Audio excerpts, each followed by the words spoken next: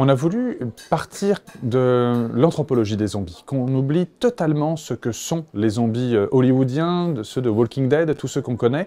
Le but dans cette exposition, c'est de repartir aux sources mêmes anthropologiques du zombie, une archéologie du zombie qui se déroule en Haïti.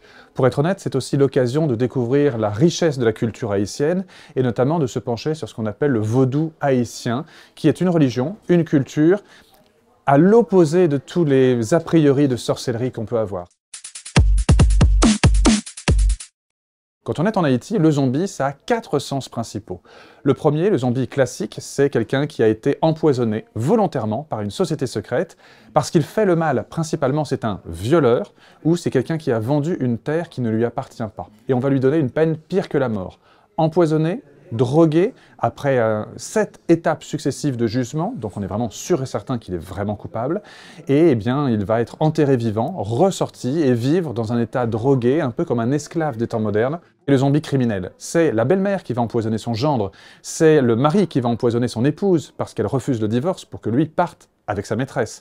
Ça, ce sont des cas réels que j'ai étudiés, que je vous raconte. Donc là, on va directement payer quelqu'un pour empoisonner l'individu, sans aucun jugement, sans aucune forme de procès. C'est en cela que c'est un zombie criminel. Le criminel étant non pas le zombie, mais la personne qui provoque l'empoisonnement.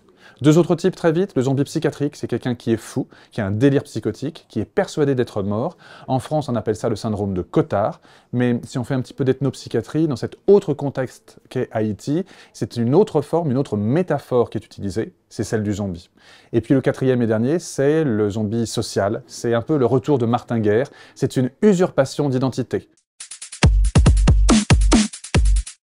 Cette exposition a vraiment pour but, en se fondant sur les dernières données de la science, anthropologie et biologie-médecine aussi, de déconstruire complètement tous les clichés qu'on peut avoir, ceux sur les zombies de pacotille, les zombies de Hollywood, ceux sur une prétendue sorcellerie autour du vaudou haïtien, et même du vaudou en général. C'est vraiment marginal, c'est vraiment pas ça la culture haïtienne. Et donc ça donne à voir dans cette exposition la reconstruction d'un péristyle, donc un temple du vaudou haïtien, un cimetière également, des sortilèges qui sont présentés, que j'ai collectés moi-même sur le terrain en Haïti, et qui sont conservés dans le laboratoire anthropologie, archéologie, biologie à l'université de Versailles-Saint-Quentin-en-Yvelines. Et puis ça donne à voir aussi beaucoup d'objets issus de collections privées, de musées.